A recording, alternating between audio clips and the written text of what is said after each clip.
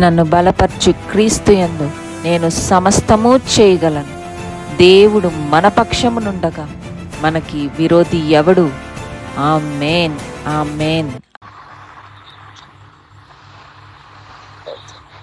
పేతురులో నుంచి నిన్న మనం చదువుకున్న వాక్య భాగం మరలా ఒకసారి చదువుకుందాం.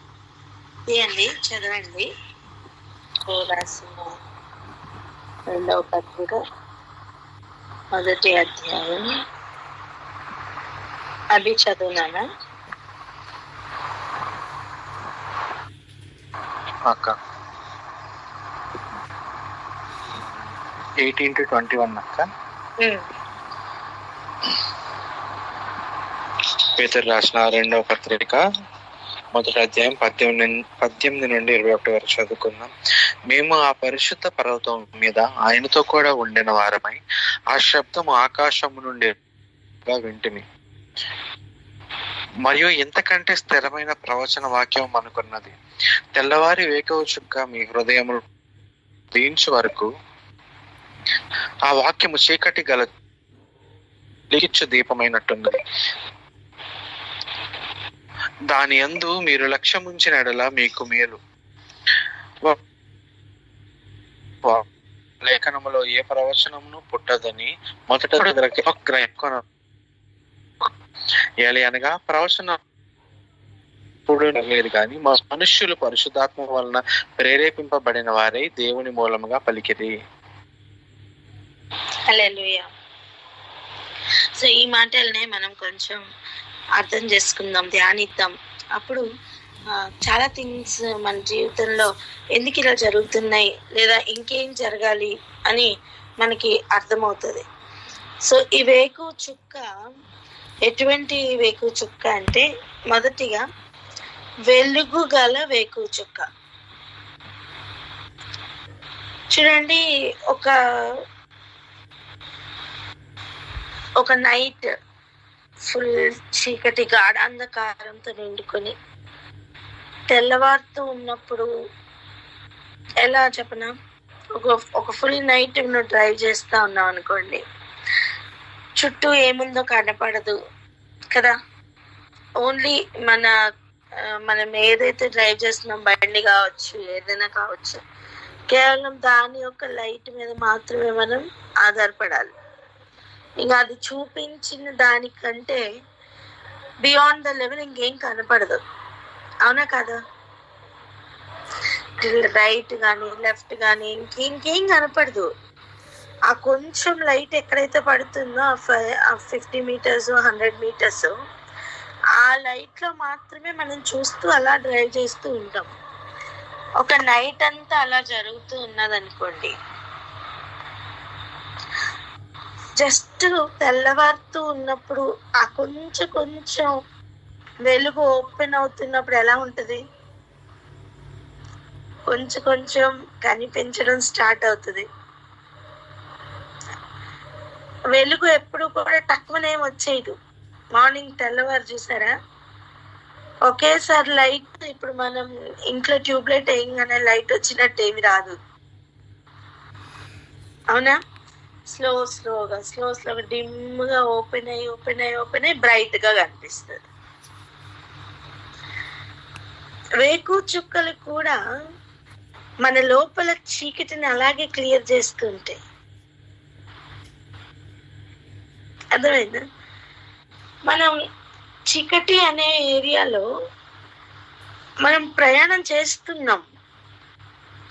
ఆత్మీయ జీవితం ఒక ప్రయాణం నానా. మనం చీకటి నుంచి వెలుగులోనికి వెళ్తున్నాం, అదే మన ప్రయాణం. చూడండి, చీకటిలో నుంచి వెలుగులోనికి ప్రయాణం. అవునా కదా?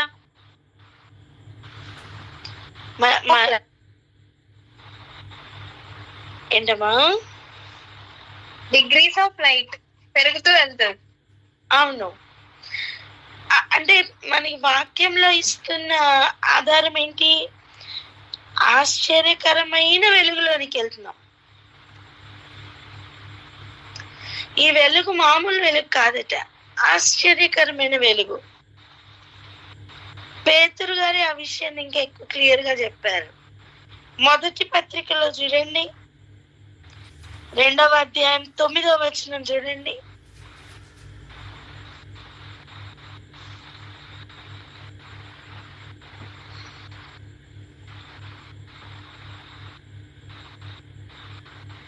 మ్యూట్ తీసి చదువునానా? సారీ అక్క. మొదటి పేతురు 2వ అధ్యాయం 9వ వచనం. అయితే మీరు చీకటిలో నుండి ఆశ్చర్యకరమైన తన వెలుగులోనికి మిమ్మును పిలిచిన వాని గుణాతిశయములను ప్రచురము చేయు నిమిత్తము ఏర్పరచబడిన వంశమును, రాజులైన యాజక సమూహమును, పరిశుద్ధ జనమును, దేవుని సొత్తైన ప్రజలనై ఉన్నారు. ఆమేన్. 10 కూడా చదువుదాం. 10వ వచనం. ఒకప్పుడు ప్రజగా ఉండక ఇప్పుడు దేవుని ప్రజ అయితిరి, ఒకప్పుడు కనికరింపబడక ఇప్పుడు కనికరింపబడిన వారైతిరి. సో ఇక్కడ చూడండి, పూర్వము మనం చీకట్లో నుండి ఇప్పుడు మనం ఆశ్చర్యకరమైన తన వెలుగులోనికి వస్తున్నాం. మనల్ని పిలిచిన వాని గుణమును మనం ఇంకా ప్రచురం చెయ్యాల. సో చీకట్లో ఒక గుణం ఉంటుంది, వెలుగులో ఒక గుణం ఉంటుంది అని మనకు అర్థమవుతుంది. మనం మన గుణాలను, చీకట్లో ఉన్న మన గుణాలను మనం ఇంతవరకు ఎగ్జిబిట్ చేసాం. ఇంతవరకు మన బిహేవియర్ ఏదైతే ఉందో, వాక్యం లేకుండా ప్రవర్తించిన ప్రతి ప్రవర్తన, వాక్యం యొక్క ఇష్టం చొప్పున, దేవుని ఇచ్చ చొప్పున చేయని ప్రతి ప్రవర్తన చీకటికి సంబంధించిన ప్రవర్తన. ఓకే, చీకటికి సంబంధించిన గుణం. దేవుడు మనల్ని ఆశ్చర్యకరమైన వెలుగులోని పిలుచుకున్నారు. సో ఆ వెలుగులోనికి వెళ్తున్నప్పుడు ఏమి చూడాలి, ఎలా ప్రవర్తించాలి, ఏది వెలుగుకి సంబంధించింది, ఏది చీకటికి సంబంధించింది అనే కన్విక్షన్ కానీ, ఆలోచన కానీ హృదయం లోపల ఎవరు పుట్టిస్తారంటే ఈ వేకువ చుక్క. అర్థమైనా? మార్నింగ్ స్టార్, ఈ వేకువ చుక్క అన్నప్పుడే మనకు అర్థమైపోవాలి ఇవి మనకి సమ్వేర్ రిలేటెడ్ టు మార్నింగ్ అని, వేకువతో సంబంధించినవి అని మనకు అర్థమవుతాయి. రెండోది, జ్ఞానులు చుక్కని చూసి వెంబడించారు. నక్షత్రమును, ఆకాశంలో నక్షత్రమును చూసి వచ్చామని చెప్పారు వాళ్ళు. చూసారా? వాళ్ళు ఫిజికల్ గా ఒక నక్షత్రాన్ని చూశారు. ఈ వేకు చుక్క ఏంటి తెలుసా? హృదయంలో ఉదయించేంత వరకు దాని మీద లక్ష్యం ఉంచడము అంటే ఇక దాన్ని వెంబడించడం నేర్చుకునేంత వరకు, ఉదయించేంత వరకు అంటే దాన్ని పూర్తిగా మనం వెంబడించడం మనం నేర్చుకోవాలి. ఇగో చూడండి, తెల్లవారడం వేరు, ఆ తెల్లవారిలో మనం నడవడం వేరు. యూజువల్ గా వెలుగు భూమి మీదకి ఏ టైంలో వస్తుంది? ఉదయం పూట 6:30 ఒక టైంలో వస్తుంది. ఒక్కొక్క కాలంలో ఒక్కొక్క టైము. యూజువల్ గా 5:45 to 6:30. నేనేమన్నా తెలుసా, మన నిద్రపోయామని రావడం ఆగిపోద్దా? ఆగదు. ఓకే, సేమ్ వే వేకువ చుక్క ఉన్నా సరే మనం కళ్ళు మూసుకోవడం వలన ఆ వెలుగులో మనం నడవలేము.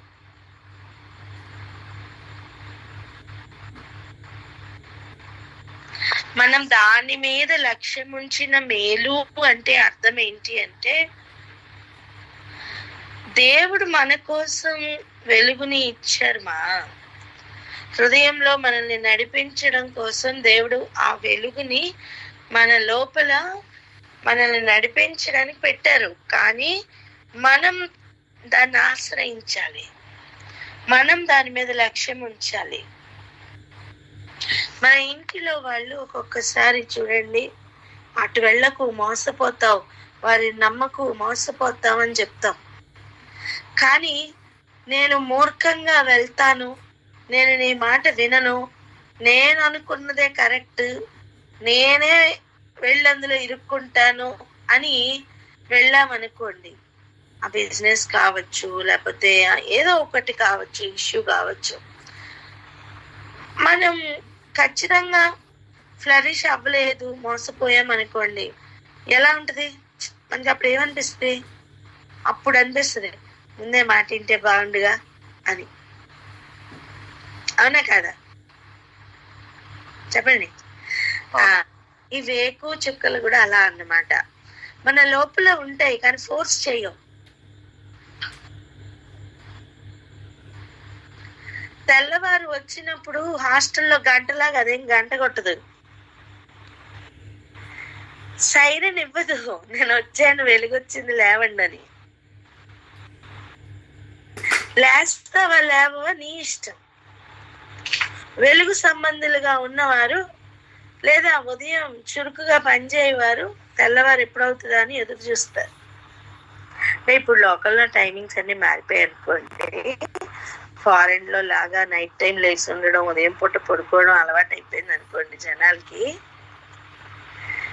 నేను వాళ్ళ గురించి చెప్పట్లేదు, వర్క్ లో ఉన్న వాళ్ళ గురించి ఐఎమ్ నాట్ మెన్షనింగ్ నాన్న. కానీ తెల్లవారి పాతకాలంలో చూడండి, ఇంకా చీకటితో ఉండగానే లేచి ఇల్లు ఊడ్చుకునేవాళ్ళు, చక్కగా బయట క్లీన్ చేసేవాళ్ళు. ఆ పద్ధతులు ఎంతో బాగుండేవి. ఇప్పుడు ఎంత తెల్లవారినా ఇంట్లో వాళ్ళు ఎవరు లేవట్లేదు. ఇప్పుడు ఫిజికల్ గా ఎలా అయితే జరుగుతుందో స్పిరిచువల్ గా కూడా అమ్మా ఈ వేకు చుక్క ఏమిటి అంటే, మనల్ని చీకట్లో నుంచి ఆశ్చర్యకరమైన వెలుగులోకి వెళ్తున్న ట్రాన్సిషన్. ఆ టైం ఏదైతే ఉందో ఆ టైం హృదయంలో వెలుగును చూపిస్తాయి. ఆ చీకటికి వెలుగుకి తేడా ఏంటో చూపిస్తూ ఉంటాయి. మనం చూడటానికి లక్ష్యం ఉంచితే చాలు, మనం త్రూ ఆ వెలుగు మనం థింగ్స్ ని చూడగలుగుతాం. గుడ్డితనంను దేవుడు అలౌ చేశారు. కానీ ఈ లోకపు దేవత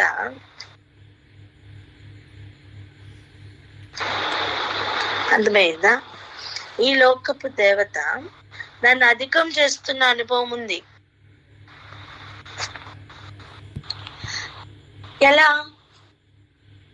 ఎలా అధికం చేయగలదు అంటే, మనం ఈ లోకపు దేవత అంటే ఈ ఆకర్షణ, ఈ శరీరపు ఆలోచనలు, శరీరాశ, నేత్రాశ, ఇవన్నీ దాటి మనం దేవుని ఆలోచన నెరవేర్చాలి అని లక్ష్యం ఉంచితే ఈ వేకు చుక్క నడిపిస్తుంది. వేకు చుక్క అందరినీ నడిపిస్తుంది అనుకోకండి. ఒక మాట చెప్తాను చూడండి. యేసయ్య పుట్టినప్పుడు ఒక నక్షత్రం ఆకాశంలో వచ్చినప్పుడు జ్ఞానులు ముగ్గురు దాన్ని లక్ష్యం ఉంచి దాన్ని వెంబడించి నడుచుకుని వచ్చారు. అందరికీ కనపడలేదా? ఆ నక్షత్రం ఆకాశంలో అందరికీ కనపడి ఉంటుందా లేదా? అందరికీ కనపడి. కానీ దాని మీద లక్ష్యం ఉంచింది ముగ్గురే. అర్థమైందా? దాని మీద లక్ష్యం ఉంచనిది ఇక మిగిలిన ప్రపంచంలో ఉన్న వాళ్ళందరూ దాన్ని అంతగా పట్టించుకోలే. ఒకవేళ పట్టించుకొని ఉండింటే వాళ్ళు కూడా యేసయ్యని వచ్చి ఖచ్చితంగా మొక్కేవాళ్ళు. చాలా మందికి నక్షత్రం గురించి తెలియదు. వారు పరిష్కారముగా తెలుసుకున్న వారే, క్షుణ్ణంగా దాని గురించి చదివిన వాళ్ళే దాన్ని వెంబడించి వచ్చినట్టుగా చూస్తున్నాం మనం. కానీ ఇప్పుడు మనకి దేవుడిచ్చిన అనుభవం నూతన నిబంధనలో ఏంటి అంటే, ప్రతి ఒక్కరిలోనూ కూడా హృదయం లోపల అది వెలిగించడానికి ఆయన రెడీగా ఉన్నారు. అందుకే చూడండి, పాత నిబంధనలో కంటే కూడా ఒక నూతన నిబంధన దేవుడు ఏర్పాటు చేశారు. ఆ నూతన నిబంధనలో ఉన్న బ్యూటీ ఏంటి తెలుసా? ధర్మ విధులను హృదయంలో రాసిస్తారట. ఆమె నేను చెప్పండి ఒకసారి. ఆమేన్. ఇప్పుడు మోషే 10 ఆజ్ఞలు ఇవ్వలా, 10 ఆజ్ఞలు మాత్రమే ఇవ్వలా. ఆజ్ఞలు, కట్టడలు, న్యాయ విధులు అన్ని కలిపితే ఆజ్ఞలే. కొన్ని వేలు ఉంటాయి. అవి ప్రధానంగా 10 ఆజ్ఞలు పలక మీద కనిపిస్తున్నాయి అంతే. ఎటువంటి చెప్పనా, ప్రధానంగా మనకి 26 లెటర్స్ కనిపిస్తాయి ఇంగ్లీష్ లో. కానీ ఆ 26 లెటర్స్ తో భాష కంప్లీట్ అవ్వదు. అవన్నీ కలిపితే ఎన్ని పదాలు ఉన్నాయో అలా ప్రధానంగా కనిపించే 10 ఆజ్ఞలు. ఎలా అయితే ఇంకా బోల్డని పదాలు ఉన్నాయో అలా ఇంకా బోల్డ్ ఆజ్ఞలు ఉన్నాయి అని ఎప్పుడు తెలియాలి మనకి? ఎప్పుడు ఆ ధర్మ విధులు తెలియాలి మనకి? అందుకే హృదయంలో ధర్మ విధులను రాసే ప్రక్రియ దేవుడు పెట్టారు. ఒకడు నేర్చుకుని, చదివి, రాసి, నేర్చుకుని పాండిత్యం సంపాదించుకొని ప్రావీణ్యుడిగా లేదా పండితుడిగా మారడానికి మినిమం ఒక 20 సంవత్సరాలు పడుతుందా? కానీ ఫరో దగ్గరికి వెళ్ళేటప్పుడు దేవుడట యోసేపుకి ఒక్క రాత్రిలో 70 లాంగ్వేజెస్ నేర్పించారట. 2 లాంగ్వేజెస్ నేర్చుకోవడానికే మనకి జీవితం సరిపోతుంది. ఫస్ట్ లాంగ్వేజ్, సెకండ్ లాంగ్వేజ్ అంటూ దాని మీద పూర్తి పట్టు రాకుండా పాస్ అవడానికి మాత్రం కష్టపడుతున్న ఇంటర్మీడియట్ వరకు పడే కష్టాలు ఒకసారి ఆలోచించండి. కానీ ఒక్క రాత్రిలో 70 లాంగ్వేజెస్ మీద పాండిత్యం దేవుడు ఇచ్చారు అంటే ఆ హృదయంలో ఆయన ఒక్కసారిగా ఇచ్చిన నాలెడ్జ్ ఎంత గష్ ఆఫ్ ఫ్లో ఒకసారి ఆలోచించండి. అర్థమైందా? అలా ఈ వేకు చుక్క ఏం చేస్తుంది అంటే, నువ్వు చిన్నప్పటి నుంచి గీసి గీసి గీసి పాండిత్యం నేర్చుకున్నది వేరు, ఈ వేకు చుక్క ఉదయించిన వెంటనే మన హృదయంలో కలుగుతున్న కన్విక్షన్ వేరు. ఇక you will start seeing the things in another way, another dimension. ఇప్పటి వరకు నీకు వెలుగేదో చీకటేదో అర్థమయ్యేది కాదు, నీ మేలేదో కీడేదో అర్థమయ్యేది కాదు, చేయాల్సిందేదో చెయ్యందేదో నీకు తెలిసేది కాదు. కానీ వేకు చుక్క ఉదయించిన వెంటనే మనకి థింగ్స్ ని మనం చూసే పద్ధతి మారిపోతుంది, అనుభవం మారిపోతుంది. ఎవ్రీ ఏరియాలో మన లోపల మనకే ఒక్క తేడా తెలుస్తుంది నాన్న. ఆ చీకటిని వదిలి వెలుగులోనికి అడుగు పెడుతున్నప్పుడు మన కన్నులు ఎంత థింగ్స్ ని చూడడం స్టార్ట్ అవుతుందో అంతగా ఆత్మీయ నేత్రాలు తెరవబడి చూడడం సాధ్యం అవుతుంది. తెలుసా, ఎదుటి వ్యక్తి నార్మల్ గానే ఒక వేషం వేసుకుని వచ్చేస్తాడు, కానీ వాళ్ళు పాము నీకు కనిపిస్తా ఉంటది. వాక్యమే మాట్లాడుకుంటూ నీ దగ్గరకు ఒక వ్యక్తి వచ్చేసి మాట్లాడుతూ ఉంటాడు, కానీ వాళ్ళ లోపల పనిచేస్తున్న కొదమసింహం నీకు కనిపించేస్తా ఉంటది. ఒక వ్యక్తి మామూలుగానే చాలా మంచిగా కనిపిస్తూ ఫ్యామిలీలో నడుస్తున్నట్టుగా అనిపిస్తుంది, అబ్బా వీళ్ళు ఎంత మంచిగా ఉన్నారు కదా ఈ కపులని, కానీ అందులోపల ఉన్న నిప్పుకోళ్ళు నీకు కనిపించేస్తాయి. వాటి స్వభావాలు నీకు అర్థమైపోతూ ఉంటాయి. రాబోతున్న దినాల్లో ఇందులోపల ఉండే గారడి వాడు నీకు బట్టబయలు అయిపోతూ ఉంటాడు. ఎలుమలు నువ్వు గుర్తుపట్టేస్తావు, పూతోల్ని నువ్వు గుర్తుపడతావు. ఇదంతా నువ్వు ఎలా తెలుసు నీకు అంటే, you know from with in the heart. నీకు తెలుసు, నువ్వు రుజువు చెప్పలేవు. నీకు ఎలా తెలుసు అంటే, అరే నువ్వు చూస్తున్నావు, నువ్వు చెప్పలేవు నాన్న. ఎదుటివానికి నువ్వు కన్విక్షన్ తీసుకుని రాలేవు. You know from with in the heart. అర్థమైంది? నీకు ఎలా తెలిసింది అంటే, నీకు తెలుసు.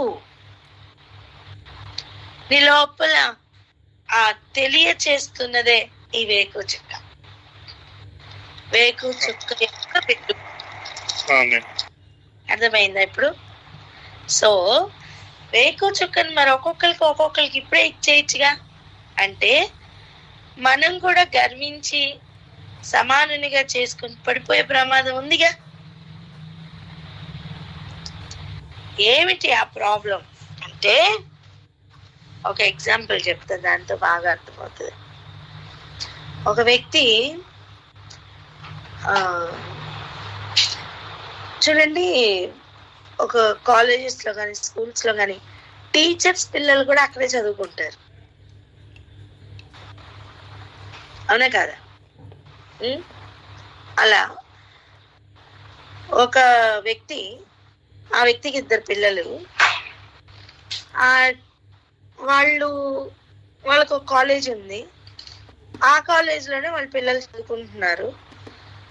సో ఆ వ్యక్తికే కాలేజ్ ఉంది కనుక ఆ కాలేజ్ నెక్స్ట్ బాధ్యతలు ఎవరి? ఆ పిల్లలవేనా? ఆ పిల్లలవేనా కాదా? వాళ్ళవే. ఓకే.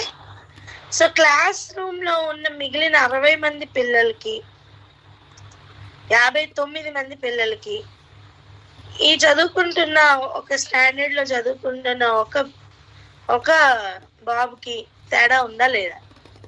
60 మందిలో ఒకడే. ఏంటి? 60 మందిలో ఒకడే స్టూడెంటే.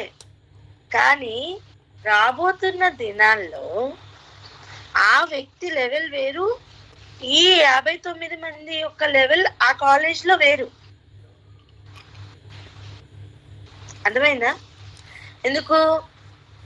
ఆ ఒక్క వ్యక్తి, ఒక పేరు పెట్టండి, ఒక మంచి పేరు పెట్టండి.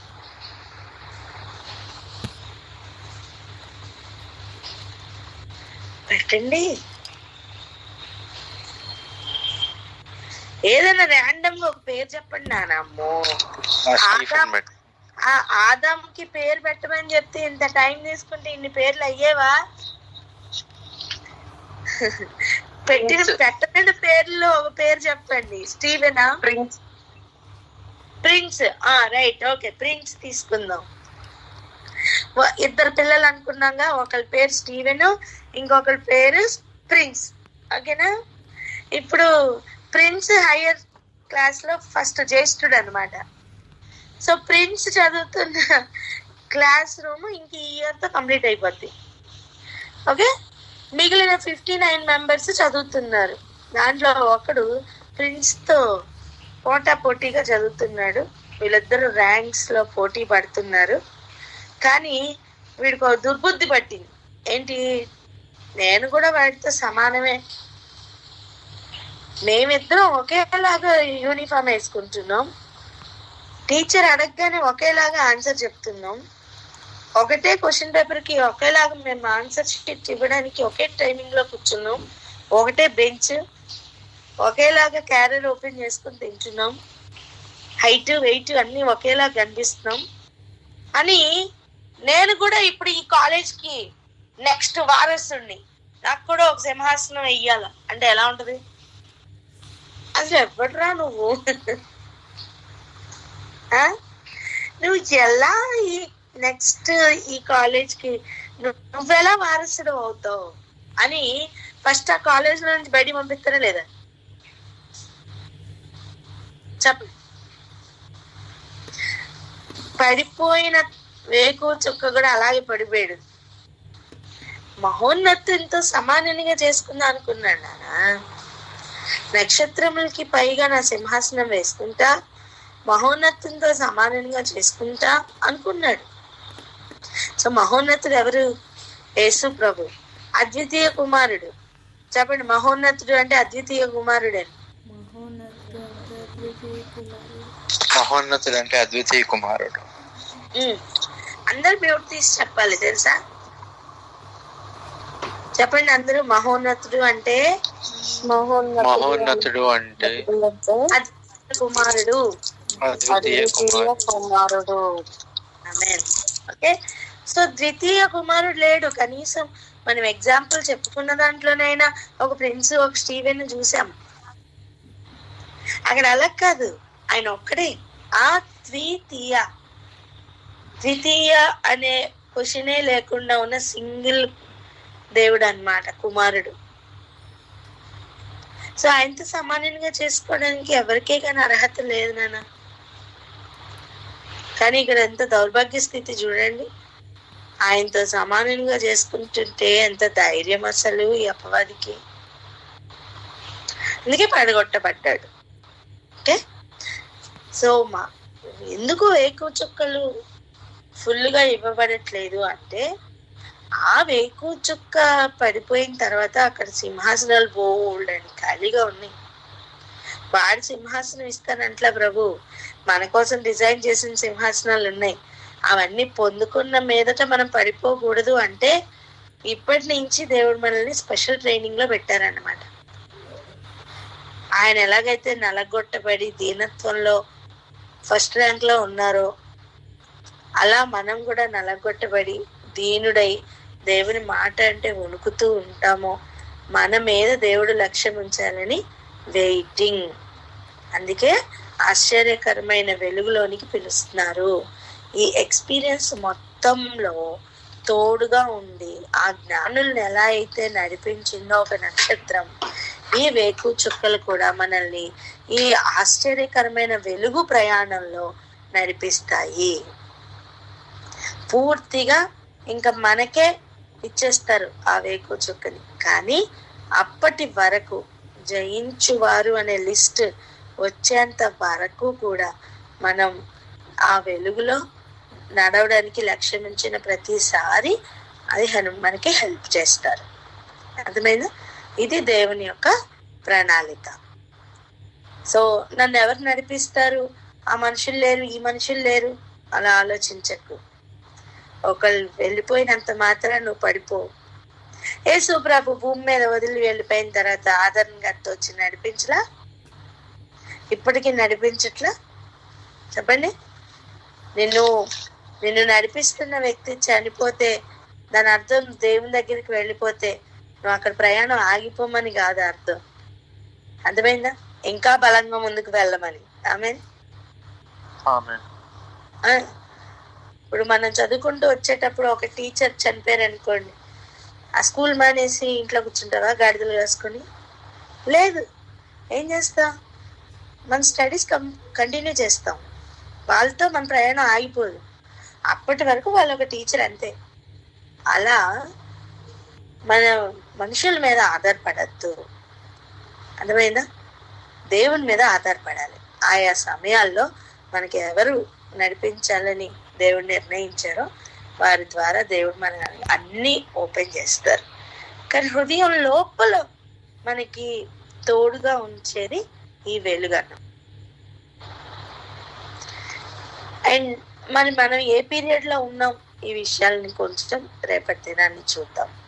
ఓకేనా? ఇక్కడ ఆగి ప్రార్థన చేద్దాం. ప్రార్థన చేసి క్లోజ్ చేయమ్మా. అవి ప్రార్థన చేసుకుందాం. స్తోత్రం రాజా, మా గొప్ప దేవానైనా మీకే వందనాలు తండ్రి. అవును ప్రభా నాయన తండ్రి, వేకువ చుక్క మా హృదయంలో తండ్రి నేను ఉదయించినప్పుడు తండ్రి ఏమేమి జరుగుతాయో ప్రభానైనా తండ్రి వారి ప్రభానైనా తెలిపినందుకు ప్రభానైనా మీకే వందనాలు ప్రభా. అవును తండ్రి, మా హృదయంలో నిండుకున్న చీకటి నుండి ప్రభా ఆశ్చర్యకరమైన వెలుగులోనికి ప్రభా ఒక ప్రయాణాన్ని ప్రభానైనా తండ్రి ప్రభానైనా తండ్రి మీరు చూపించినందుకు ప్రభానైనా మీకే వందనాలు ప్రభా. అవును తండ్రి ప్రభా, నేను వేకువ చుక్కలను ప్రభానైనా తండ్రి మా హృదయంలో పెట్టి ప్రభానైనా ఏది సరైన మార్గమో ప్రభా నేను మాకు దిశానిర్దేశం చేస్తున్న దేవానైనా మీకే వందనాలు ప్రభా. నేను అటువంటి వేకువ చుక్క వైపు నేను లక్ష్యం ఉంచటకు తండ్రి నాయన తండ్రి మమ్మల్ని మీరు ట్రైన్ చేస్తున్నందుకు ప్రభా అయినా మీకే వందనాలు తండ్రి ప్రభా. అవును తండ్రి నాయన, జ్ఞానులు అనుసరించిన రీతిగా ప్రభా నాయన తండ్రి, అవును ప్రభా నాయన తండ్రి, సత్యం ఏదో ప్రభా, నిజమైన ఏదో ప్రభా నాయన తండ్రి, ఇదిగో ప్రభా నాయన తండ్రి హృదయంలో తండ్రి వస్తున్న తండ్రి ఆ కంపల్షన్కి ప్రభా నాయన తండ్రి, ప్రభా నాయన మీరు చూపిస్తున్న తండ్రి నాయన వెలుగుకి చీకటికి నిజముకు అబద్ధముకు మధ్యలో ఉన్న తండ్రి ఆ డిఫరెన్సియేషన్ ప్రభా నేను గుర్తుపట్టి ముందుకు సాగుటకు తండ్రి వాళ్ళ ప్రతి ఒక్కరికి కృపను దయచేయండి ప్రభా. నేను మీరు ఇస్తున్న ప్రభా ఆ నాలెడ్జ్ ను ప్రభా తండ్రి, ఆ ఫ్లోని ప్రభా నాయన తండ్రి అర్థం చేసుకొని ముందుకు సాగే కృపను ప్రభా నాయన మాకు దయచేయండి. అవును తండ్రి ప్రభా నాయన తండ్రి, మీరు తండ్రి ఆయన హృదయంలో వెలుగు నాయన ఉదయించినప్పటికీ ప్రభా తండ్రి మిమ్మల్ని గ్రహించకుండా నాయన గడిపిన దినములు ఇంకా చాలు తండ్రి. ప్రభా నాయన మీరే సహాయం చేసి నడిపిస్తున్న ప్రభా నాయన మీకే స్తోత్రములు వందనములు కృతజ్ఞతలు చెల్లించుకుంటూ సర్వశక్తి కలిగిన యేసుక్రీస్తు నామములో అడిగి పొందుకుంటున్నాం మా ప్రియ పరలోకపు తండ్రి. ఆమేన్.